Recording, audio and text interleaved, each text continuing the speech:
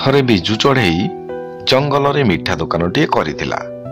ତାର ଭଲ ବେପାର ମଧ୍ୟ ହେଉଥିଲା। ଜଙ୍ଗଲର ପ୍ରାୟ ସବୁ ଚଢ଼େଇ ତା ଦୋକାନକୁ ମିଠା କିଣିବାକୁ ଯାଆନ୍ତି।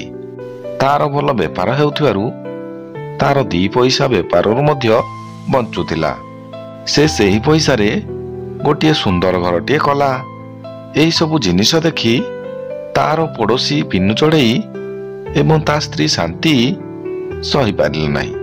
ହେଇଟି ଦେଖ, ଆମ ପଡ଼ୋଶୀ ବିଜୁ ଦିନ କେଇଟା ହେବ ମିଠା ଦୋକାନଟିଏ କରି କେତେ ପଇସା ରୋଜଗାର କରୁଛି। ଘର ଦ୍ୱାର କରି ବହୁତ ପଇସା ବ୍ୟାଙ୍କରେ ସଞ୍ଚୟ କରି ରଖିଛି। ହେଲେ ତମେ ଆଜି ପର୍ଯ୍ୟନ୍ତ କିଛି ଗୋଟେ କାମ କରିପାରିଲ ନାହିଁ। ହଇଲୋ ଶାନ୍ତି, ତୁ ତ ଆଜିକାଲି ବହୁତ ବଡ଼ ବଡ଼ ଭାଷଣ ମାରୁଛୁ। ନେତା ମନ୍ତ୍ରୀ ମଧ୍ୟ ତୋ ସାଥିରେ କଥା କହିପାରିବେ ନାହିଁ। ମୁଁ ସେ ବିଜୁକୁ କହିଦଉଛି, ସେ ତୋତେ ତା ସ୍ତ୍ରୀ କରି ତା ଘରେ ନେଇ ରଖିବ।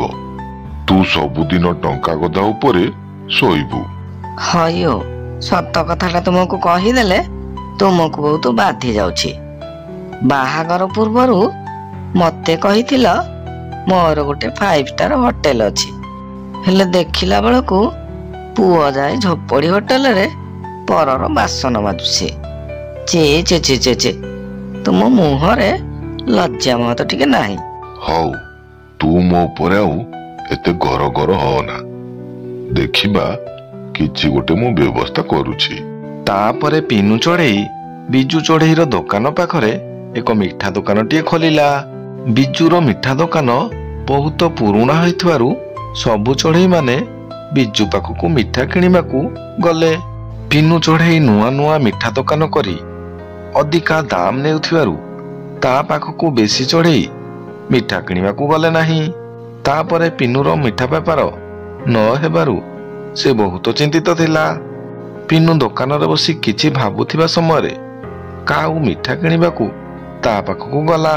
ବୁଝିଲ ପିନୁ ଭାଇ, ଏଠି ମିଠା ଦୋକାନଟିଏ କରି ବହୁତ ଭଲ କାମଟିଏ କରିଛ। ବାହାରେ ପର ପାଖରେ ଖଟିବା ଅପେକ୍ଷା ଏଠି ନିଜ ଦୋକାନରେ ବସି ଖଟିବା ବହୁତ ଭଲ। କାଉ ଭାଇ, କେମିତି ଯେ ତୁମକୁ ବୁଝେଇବି ମୁଁ ନିଜେ ମଧ୍ୟ ଜାଣିପାରୁନାହିଁ।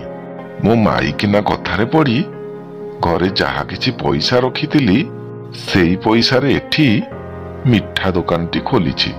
ହେଲେ ବେପାର ମୋର ଭଲରେ କିଛି ହଉନାହିଁ। ଆଗକୁ କଣ କରିବି ମୁଁ ନିଜେ ମଧ୍ୟ ଜାଣିପାରୁନାହିଁ। ପିନୁ ଭାଇ, ଧୈର୍ଯ୍ୟର ସହିତ କିଛି ଦିନ ଏଠି ମିଠା ବେପାର କର। ଦେଖିବ ତୁମ ମିଠା ଦୋକାନଟି ମଧ୍ୟ ଭଲରେ ଚାଲିବ। ହେଲେ ପିନୁର ମିଠା ବେପାର ନ ହେଉଥିବାରୁ ସେ ଆଉ ଧୈର୍ଯ୍ୟର ସହିତ ମିଠା ଦୋକାନଟିକୁ ଚଲାଇ ପାରିଲା ନାହିଁ। ତାପରେ ପିନୁ ଚଢ଼େଇ ଦୋକାନଟିକୁ ସେଠାରେ ବନ୍ଦ କରିଦେଲା ଏବଂ କିଛି ଦିନ ପରେ ସେ ବୁଝିପାରିଲା ଯେ ଧୈର୍ଯ୍ୟ ନଥିବା ଲୋକ ଜୀବନରେ କେବେ ସଫଳ ହୁଏ ନାହିଁ।